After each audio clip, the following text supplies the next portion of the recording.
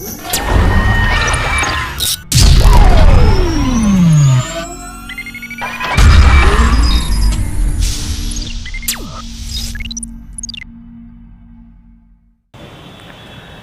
स्वामिनारायण विद्यार्थी मित्रों, good morning.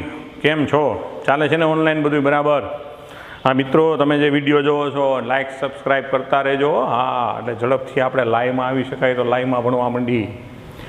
जो विद्युत प्रवाह अथवा तो प्रवाह विद्युत गया लेक्चर में आपणे अवरोधकतानो तापमान साथेना फेरफारनुं सूत्र एने लक्षीने उदाहरणों जोया। आजनो मुद्दो छे विद्युत ऊर्जा अने पावर। पण एने आपणे बे भागमां वहेंचशुं। एमांनो पहेलो भाग छे विद्युत ऊर्जा अने पावर। ला मेन टाइटल छे विद्युत ऊर्जा अने पावर, पण एमांथी आपणे पहेलो मुद्दो एवो बनावशुं के जूल असर बराबर अथवा तो जूलनो नियम। तो जूल असर अथवा तो जूलना नियमने समझीए। तेना माटे समझो कि आपणे धारो के कोई अपनी पासे अवरोध है बराबर, 20 वोल्टनी बेटरी है। એટલે માની લો કે અત્યારે હું આમ જોડું કે આ 20 વોલ્ટની બેટરી,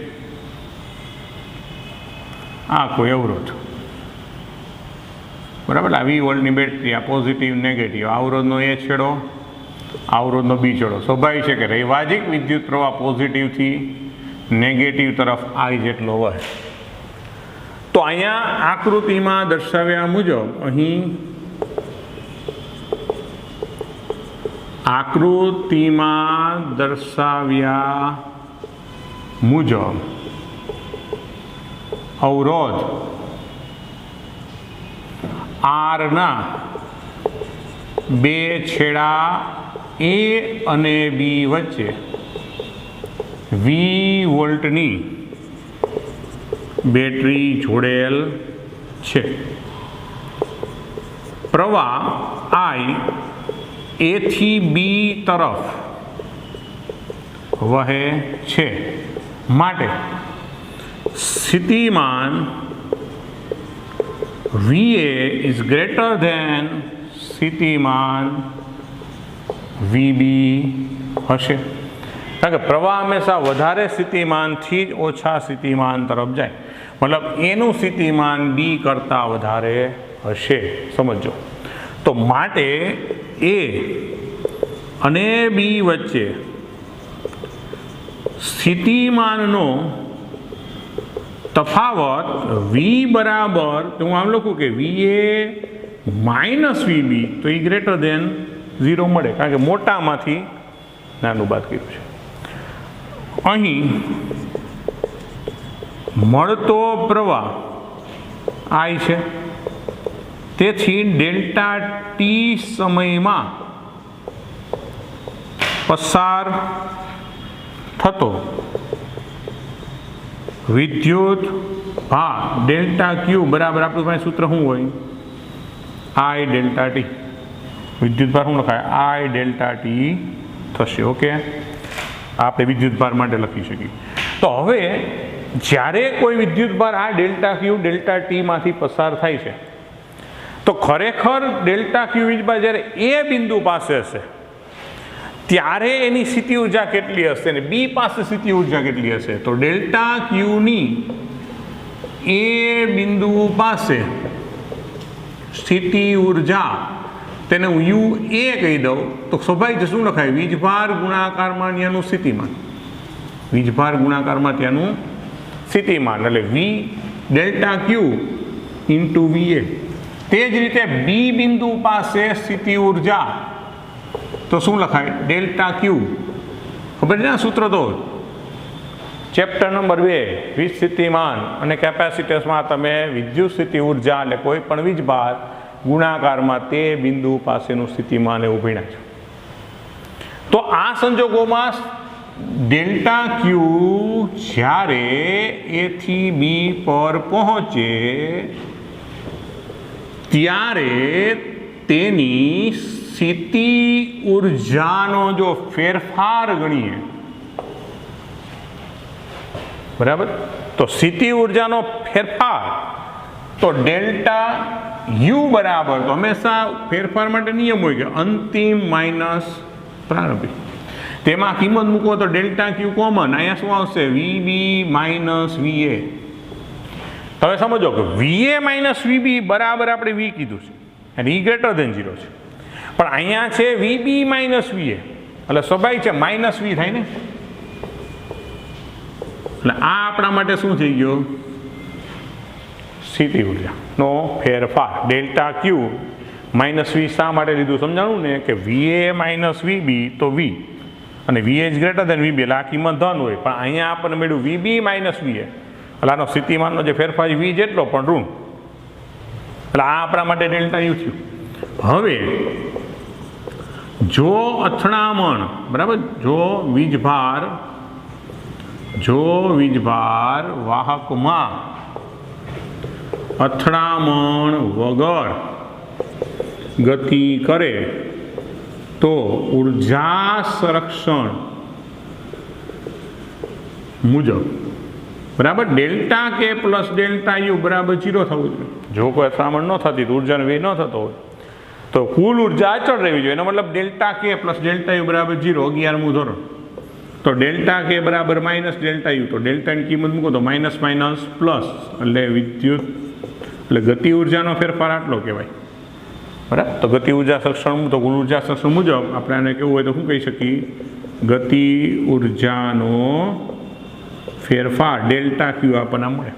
પણ વાસ્તવમાં આપણે જાણીએ છીએ કે અથડામણ થાય છે, પણ એ અથડામણ એવી રીતે થાય છે કે કોઈ પ્રવેગિત ગતિ નથી કરતો, પણ અચળ ડ્રિફ્ટ વેગી ગતિ કરે. યાદ આવે, અચળ ડ્રિફ્ટ વેગી ગતિ કરે છે એટલે ઉર્જાનો વ્યય તો થતો જ હોય, મતલબ કાર્ય થતું જ હોય બરાબર. તો આપણી મુદ્દો નોંધીએ કે વાસ્તવમાં અથડામણ થાય છે, પરંતુ વીજભાર પ્રવેગી ગતિ કરતો નથી, પરંતુ અચળ ડ્રિફ્ટ વેગી ગતિ કરે છે. એટલે વાસ્તવમાં સમજો કે આવું ગતિ ઉર્જામાં વધારો દેખાતો નથી, કારણ કે વાસ્તવમાં અથડામણ થાય, પણ એ અથડામણ એવી થાય છે કે જેને કારણે એમાં કોઈ પ્રવેગ ઉત્પન્ન થતો નથી, પણ અચળ ડ્રિફ્ટ વેગી ગતિ કરે છે. તો અથડામણ દરમિયાન પરમાણુને ઉર્જા મળે એટલે એના દોલનો ઝડપી બને અને કંઈક કાર્ય થયું એમ કહેવાય. તો આવી અથડામણ ને લીધે વાહક પરમાણુને ઉર્જા મળે છે અને કાર્ય થાય છે. તો આજે ઉષ્મીય કાર્ય અથવા તો ઉષ્મીય ઉર્જા W બરાબર તો શું લખાય? VIT, VI delta T. તો સૂત્ર શું થાય? VI delta T. તો એટલે સૂક્ષ્મ કાર્ય આપણે ડેલ્ટા W લખી શકીએ, તો ડેલ્ટા W બરાબર ડેલ્ટા ટી. તો માટે પાવર P બરાબર તો શું થાય? કાર્યના છેદમાં સમય. તો એ થઈ ગયું VI. અને હવે V બરાબર શું છે કે આ યાર તો કિંમત અહીં મૂકો તો P બરાબર I²R. આ જે સૂત્ર મળ્યું એને શું કહેવાય? જૂલનો નિયમ. શું કહેવાય? આ જે સૂત્ર મળ્યું એ કેનું છે? ઉષ્મીય ઉર્જાનું સૂત્ર. એટલે સિમ્પલી અને VIT પણ યાદ રાખી શકો બરાબર. તો આ જે આપણે સૂત્ર મળ્યું, તો આ ઉપરોક્ત સમીકરણને જૂલનો નિયમ કહે છે. આ સમીકરણ જૂલના નિયમનું છે. જો ફરી વાર સમજો, વાસ્તવમાંથી બરાબર છે કે વાસ્તવમાં અથડામણ થાય એટલે વીજભાર પ્રવેગી ગતિ કરતો નથી, પણ અચળ ડ્રિફ્ટ વેગી ગતિ કરે. તો આવી અથડામણને લીધે વાહક પરમાણુને ઉર્જા મળે અને કાર્ય થાય તો એ ઉષ્મીય સ્વરૂપમાં આવે, કારણ કે ઉષ્મીય ઉર્જાના સ્વરૂપમાં મળે. તો ઉષ્મીય ઉર્જા ડેલ્ટા W બરાબર VI delta T. Delta W ભાંગા ડેલ્ટા ટી કરી નાખો, કાર્યના છેદમાં સમય એને કહેવાય પાવર. તો પાવરનું સૂત્ર થાય VI. આપણે અવરોધ R લીધું છે, સ્થિતિમાન V છે, તો નિયમ અને પ્રવાહી છે તો V બરાબર IR. ઓમનો નિયમ કિંમત આ મૂકો તો I²R. તો આને સમીકરણને જૂલનો નિયમ કહેવાય. તો એના આધારે જૂલના નિયમની વાક્ય રચના શું છે? बराबर। तो वाहक में प्रवाह वहेतो होय त्यारे एकम समय में उद्भवती उष्मीय ऊर्जा वाहक माथी वहता प्रवाहना वर्गना सम प्रमाण में होय छे। हजो एकम समय में उद्भवती उष्मीय ऊर्जा गणो के पावर गणो, बे एक ज एकम समय में ऊर्जा ने कहेवाय पावर। એટલે વાહકમાં પ્રવાહ વહેતો હોય ત્યારે બરાબર છે ઉદ્ભવતો ઉષ્મીય પાવર વિદ્યુત પ્રવાહના વર્ગના સમપ્રમાણમાં એમ લખી શકો, ક્લિયર થાય। અથવા તો વાહક વહેતો હોય ત્યારે એકમ સમયમાં ઉદ્ભવતી ઉષ્મીય ઊર્જા જેને શું કહેવાય ઉષ્મીય પાવર એ પ્રવાહના વર્ગના સમપ્રમાણમાં હોય છે, જેને શું કહેવાય જૂલનો નિયમ। એટલે બહુ સીધું સરળ છે, ઇઝી ભાષામાં આપણે આપણા શબ્દોમાં જ લખી શકો એમ છો। ફરીવાર જોઈ લ્યો જૂલ અસર। તો આજે આખી ઘટના બની, આજે પાવર ઉત્પન્ન થયો એ ઘટનાને શું કહેવાય જૂલ અસર। એટલે એક મુદ્દે એ પણ લખી નાખી કે ઉપરોક્ત ઘટનાને જૂલ અસર કહે છે, બરાબર છે। તો શું જૂલ અસર અથવા તો જૂલનો નિયમ। તો આપણે કોઈ વી સ્થિતિમાન વી વોલ્ટ સ્થિતિમાન બેટરીના અવરોધ આર સાથે જોડ્યો તો આકૃતિમાં દર્શાવ્યા મુજબ અવરોધ આરના બે છેડા એ અને બી વચ્ચે વી વોલ્ટની બેટરી જોડેલ છે। પ્રવાહ આઈ એ થી બી તરફ વહે છે માટે સ્થિતિમાન વી ઓફ એ એટલે એ પાસેની સ્થિતિમાન ગ્રેટર ધેન સ્થિતિમાન વી બી, કારણ કે પ્રવાહ હંમેશા વધારે સ્થિતિમાનથી ઓછા સ્થિતિમાન તરફ જાય। એ અને બી વચ્ચે સ્થિતિમાનનો તફાવત તો મોટામાંથી નાનું બાદ એટલે વીએ માઇનસ વીબી કરું તો ગ્રેટર ધેન 0 મળે, એને આપણે સ્થિતિમાનનો તફાવત એ અને બી વચ્ચેનો કીધો। અહીં મળતો પ્રવાહ I છે અને તેથી ડેલ્ટા ટી સમયમાં પસાર થતો વિદ્યુત ભાર તો ડેલ્ટા ક્યુ બરાબર I ડેલ્ટા ટી, ક્લિયર। તો આ ડેલ્ટા ક્યુ જ્યારે એ બિંદુ પાસે હોય ત્યારે સ્થિતિ ઊર્જા કેટલી હોય તો ચેપ્ટર નંબર 2 મુજબ વિદ્યુત ભાર ગુણાકારમાં ત્યાંનું સ્થિતિમાન, બી પાસે કેટલી હોય તો વિદ્યુત ભાર ગુણાકારમાં ત્યાંનું સ્થિતિમાન એટલે વીબી। તો સ્થિતિ ઊર્જાનો ફેરફાર એ ડેલ્ટા ક્યુ જ્યારે એ થી બી સુધી પહોંચે તો સ્થિતિ ઊર્જાનો ફેરફાર કેટલો આવ્યો તો અંતિમ માઇનસ પ્રારંભિક બે કિંમત મૂકી ડેલ્ટા ક્યુ કોમન કાઢ્યો। પણ હવે વીબી માઇનસ વીએ આપ્યું, આપણે જો આજે ધારણા કરી છે વીએ માઇનસ વીબીની છે તો વીએ માઇનસ વીબીને આપણે સ્થિતિમાનનો તફાવત ધન વી કીધો, તો અહીંયા વીબી માઇનસ વી આવ્યું તો સ્વાભાવિક છે માઇનસ વી થાય, તો આ સ્થિતિ ઊર્જાનો ફેરફાર। તો હવે જ્યારે આ વિદ્યુત ભાર વાહકમાં ગતિ કરે ત્યારે મુક્ત ગતિ કરી શકે, મતલબ અથડામણ જો ન થતી હોત તો ઉર્જા સંરક્ષણ મુજબ કોઈ ઉર્જાનો વ્યય ન થાય તો ડેલ્ટા કે પ્લસ ડેલ્ટા યુ બરાબર 0, ધોરણ 11। તો ડેલ્ટા કે બરાબર માઇનસ ડેલ્ટા યુ, કિંમત મૂકો તો minus minus plus V delta Q. આ ડેલ્ટા કી જો અથડામણ ન થતી હોત તો, પણ વાસ્તવમાં અથડામણ થાય છે અને અથડામણ થતી હોય તો પ્રવેગ ગતિ થઈ શકે એવું આપણે વિચારીએ, પણ અહીંયા શું છે કે અથડામણ થાય છે પણ આગળ જ્યારે આપણે ડ્રિફ્ટ વેગ સમજાય મુજબ કે અથડામણ થાય એ ક્ષણે માત્ર ક્ષણિક પ્રવેગ ઉત્પન્ન થાય, વળી પાછો એ અચળ વેગે જ ગતિ કરે છે। એટલે કે મુદ્દો એમ લખાય કે આ વાસ્તવમાં અથડામણ થાય છે પરંતુ વિદ્યુત ભાર પ્રવેગી ગતિ કરતો નથી, પરંતુ અચળ ડ્રિફ્ટ વેગી ગતિ કરે છે, ક્લિયર થાય। તો અચળ ડ્રિફ્ટ વેગી ગતિ કરતો જાય, પરમાણુને ઉર્જા તો આપતો જ જાય, એનો મતલબ પરમાણુ કંઈ ઉર્જા મળી જ હોય તો શું લખી કે આવી અથડામણને લીધે વાહક પરમાણુને ઉર્જા મળે અને કાર્ય થાય છે તો ઈ ઉષ્મીય ઉર્જા વાહક પરમાણુને મળતી ઉષ્મીય ઉર્જા ડેલ્ટા ડબલ્યુ બરાબર વીઆઈટી સૂત્ર છે કાર્યનું સ્થિતિમાનના સ્વરૂપમાં। તો આ થયું વીઆઈ ડેલ્ટા ટી, તો પાવર ગણવો હોય તો ડેલ્ટા ડબલ્યુ કાર્ય ભાંગા સમય લેવું પડે તો થઈ ગયું વીઆઈ। આને જૂલનો નિયમ કહેવાય, પણ ખરેખરની વાક્ય રચનાનું સૂત્ર આ છે। એટલે વોલ્ટની જગ્યાએ ઓમના નિયમ મુજબ V is equal to I R મૂક્યું તો આઈ સ્ક્વેર આર, આને કહેવાય જૂલના નિયમનું ગાણિતિક સ્વરૂપ અથવા જૂલનો નિયમ। તો નિયમની વાક્ય રચના શું છે તો વાહકમાં પ્રવાહ વહેતો હોય ત્યારે એકમ સમયમાં ઉદ્ભવતી ઉષ્મા ઉર્જા અથવા તો વિદ્યુત પાવર એ તેના પ્રવાહના વર્ગના સમપ્રમાણમાં હોય, કારણ કે આર હંમેશા અચળ હોય। અચળાંક કાઢો તો શું લખી શકાય પી ચલે છે આઈ સ્ક્વેર લખી શકાય ને, બરાબર। તો પ્રવાહના વર્ગના સમપ્રમાણમાં હોય અને આ ઘટનાને કહેવાય જૂલ અસર। ઓકે, બરાબર જોઈ લો, સ્ક્રીનશોટ લઈ લેજો। તો વિદ્યાર્થી મિત્રો, હવે એનો મુદ્દો જે આપણો છે એ છે ઓહમિક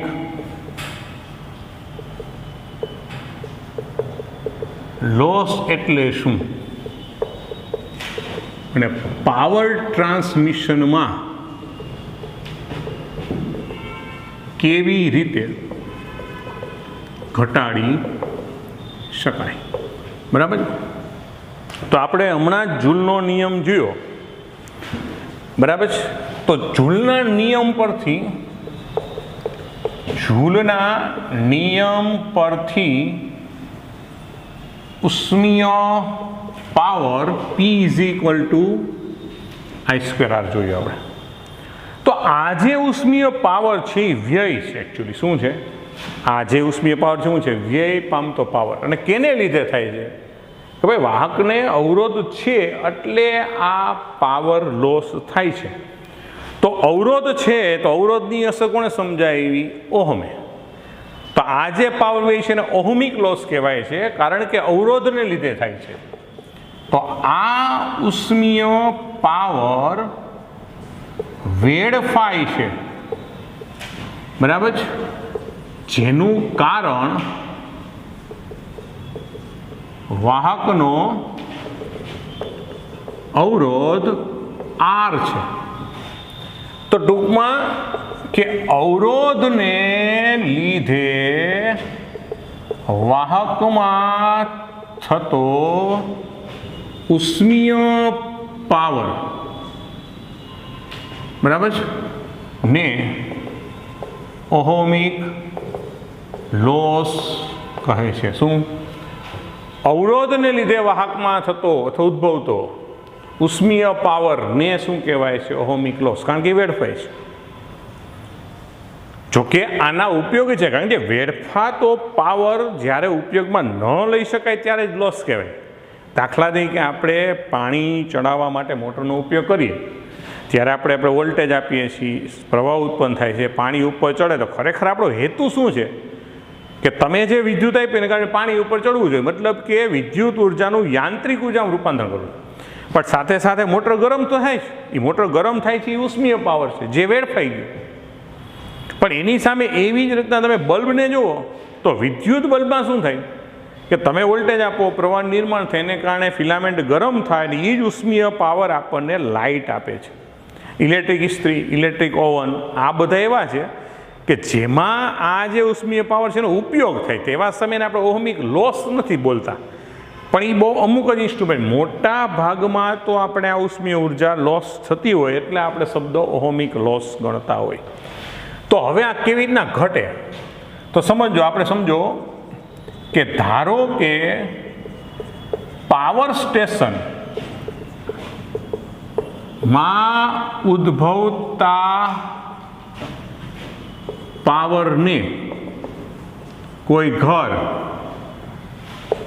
કે ફેક્ટરીમાં અવરોધ R ધરાવતા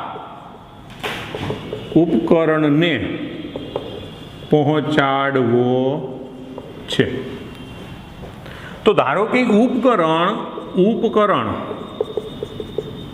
આ વોલ્ટેજ V તથા પ્રવાહ I પર કાર્ય કરતું હોય તો તેનો પાવર P બરાબર શું લખાય? VI. એનો મતલબ કે આપણે ઉપકરણને આટલો પાવર પહોંચાડવાનો. સમજો ખાસ, આને આપણે સમીકરણ એક કહી દઈએ. હવે પાવર સ્ટેશનમાંથી ઉદ્ભવેલો પાવર તો ઘણા બધા કિલોમીટર લાંબા એવા પાવર ટ્રાન્સમિશન લાઇનમાંથી પસાર થશે. પાવર ટ્રાન્સમિશન લાઇનને પોતાનો અવરોધ હશે જેને આપણે RC કહી કરે. તો એ પાવર ટ્રાન્સમિશન લાઇન RCમાં પણ પાવરનો વ્યય તો થવાનો જ છે. સમજો. અને પ્રવાહ તો હંમેશા અચળ રહેવાનો હોય. આખી શ્રેણી કરીને એટલે પ્રવાહ બધો અચળ રહેતો હોય. તો આપણે શું નથી લખી કે હવે પાવરને પાવર સ્ટેશનથી ઉપકરણ સુધી પહોંચાડવા ઘણી લાંબી પાવર ટ્રાન્સમિશન લાઇન એટલે તાર નો ઉપયોગ થાય છે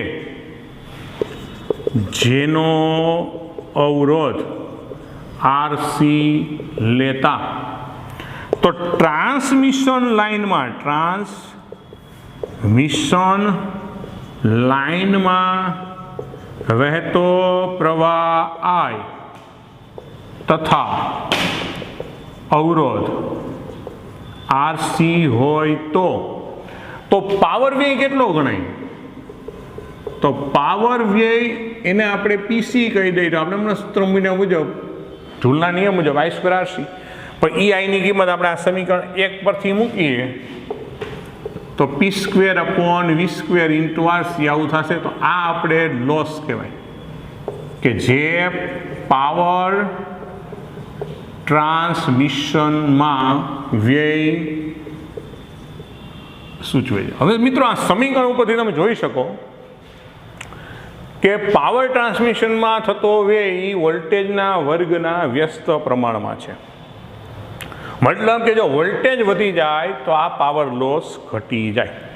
એટલે એટલા માટે જ પાવર સ્ટેશને જે પાવર ઉત્પન્ન થાય એને ત્યાંથી ઊંચા વોલ્ટેજે ટ્રાન્સમિટ કરવામાં આવે. એટલે ઊંચા વોલ્ટેજે પછી પ્રસારિત કરવામાં આવે, જેથી વોલ્ટેજ વધુ હોય તો પાવર લોસ ઘટી જાય. તો આ ઊંચા વોલ્ટેજે પ્રસારિત કરવા માટે એટલે ઊંચો વોલ્ટેજ બનાવવા માટે ઊંચો વોલ્ટેજ કરવા માટે જે ઇન્સ્ટ્રુમેન્ટ વપરાય એને કહેવાય સ્ટેપ અપ ટ્રાન્સફોર્મર. અને આ સ્ટેપ અપ ટ્રાન્સફોર્મર શું છે બરાબર છે એ આપણે ચેપ્ટર નંબર 7 પ્રત્યાવર્તી પ્રવાહ AC પ્રવાહમાં જોશું. વળી પાછું જ્યાં તમારું ઘર કે ફેક્ટરી આવે મતલબ કે જ્યાં આપણે ઉપકરણ આપવાનું ત્યાં કંઈ ઊંચા વોલ્ટેજ ન આપી શકાય, ત્યાં તો આપણે 20 વોલ્ટ પાછું યોગ્ય બનાવવું પડે. તો એ સમયે પાછું ત્યાં વોલ્ટેજ ઘટાડવાનું થાય, તો ત્યાં પણ ટ્રાન્સફોર્મર હોય, પણ એ ટ્રાન્સફોર્મરને કહેવાય સ્ટેપ ડાઉન ટ્રાન્સફોર્મર. શું? Step down transformer. એટલે કે પાવર સ્ટેશને સ્ટેપ અપ ટ્રાન્સફોર્મરનો ઉપયોગ કરી વોલ્ટેજ વધારવામાં આવે, પછી ટ્રાન્સમિશન લાઇનમાં આપવામાં આવે એટલે આ પાવર વ્યય ઘટે. વળી પાછો જે જગ્યાએ ઉપયોગ કરવાનો છે મતલબ આપણું ઉપકરણ જ્યાં છે ત્યાં પહોંચે ત્યારે પાછો વોલ્ટેજ ઘટાડવાનો જે કાર્ય સ્ટેપ ડાઉન ટ્રાન્સફોર્મર દ્વારા થાય, જેની વિગતવાર ચર્ચા આપણે ચેપ્ટર 7માં કરીશું. એટલે અત્યારે માત્ર મુદ્દો લખીએ કે ઉપરોક્ત સમીકરણ પરથી જોઈ શકાય કે જો ઊંચા વોલ્ટેજે ટ્રાન્સમિશન થાય તો પાવર વ્યય ઘટાડી શકાય. બરાબર છે. માટે પાવર સ્ટેશને વોલ્ટેજ વધારવામાં આવે છે કે જે કાર્ય સ્ટેપ અપ ટ્રાન્સફોર્મર દ્વારા થાય છે. બરાબર. જ્યારે પાવર ઉપકરણ સુધી પહોંચે ત્યારે પાછો વોલ્ટેજ ઘટાડવામાં આવે. તે કાર્ય સ્ટેપ ડાઉન ટ્રાન્સફોર્મર દ્વારા થાય છે. ઓકે. તો ટૂંકમાં આપણે પાવર વ્યય ઘટાડી કેવી રીતે શકીએ કે પાવરનું ટ્રાન્સમિશન કરતાં પહેલાં આપણે એનો વોલ્ટેજ વધારી દેવાનો. ટ્રાન્સમિશન કિલોમીટર લાંબી પાવર લાઈન હોય એમાંથી પસાર થયા પછી વળી પાછું જ્યાં પહોંચે ત્યાં ઘટાડી દેવાનું હોય. તો મિત્રો આપણી સોસાયટી બરાબર છે કે નાનો વિસ્તારની બહાર તમે એવું થાંભલા ઉપર ટ્રાન્સફોર્મર જોયું જશે. ઘણીવાર સિમ્પલ ભાષામાં આપણે એને સબસ્ટેશન કરતા હોય છે. એ ખરેખર શું છે? Step down transformer. અને ઘણી જગ્યાએ તમે સિટીમાં અમુક માર્ગો હોય કે જે સિટી ચાલુ થતો હોય પહેલાં એમાં તમે એવા પણ વીજ થાંભલાઓ જોયા હશે કે જેમાં ડેન્જરની સાઇન હોય. એ ડેન્જરની સાઇન એટલા માટે કે ત્યાં 11 કિલોવોલ્ટ એના કરતાં પણ ઊંચો વોલ્ટેજ, 11 કેવી લાઈન કે એનાથી પણ ઊંચા વોલ્ટેજ ત્યાં આવતા હોય છે. ત્યાં સ્ટેપઅપ ટ્રાન્સફોર્મર હોઈ શકે. તો એવા સમયે ત્યાં ડેન્જરની નિશાની પણ હોય, કારણ કે એ આપણે નુકસાનકારક છે. ક્લિયર થાય છે? તો સ્ટેપ અપ ટ્રાન્સફોર્મર જ્યાં પાવર ઉત્પાદન થાય ત્યાં હોય, અને સ્ટેપ ડાઉન જ્યાં ઉપયોગ કરવાનો હોય ત્યાં ગોઠવાયેલું હોય છે. ટૂંકમાં પાવર લોસ ઘટાડવો હોય તો ઊંચા વોલ્ટેજે ટ્રાન્સમિશન કરવું પડે. જોકે આ મુદ્દા બોર્ડની એક્ઝામની દૃષ્ટિએ, પૂછાવાની દૃષ્ટિએ બહુ ઇમ્પોર્ટન્ટ નથી, છતાંય આપણા મગજમાં ક્લિયર હોવો જોઈએ. એકવાર વ્યવસ્થિત જોઈ લો. ઓકે.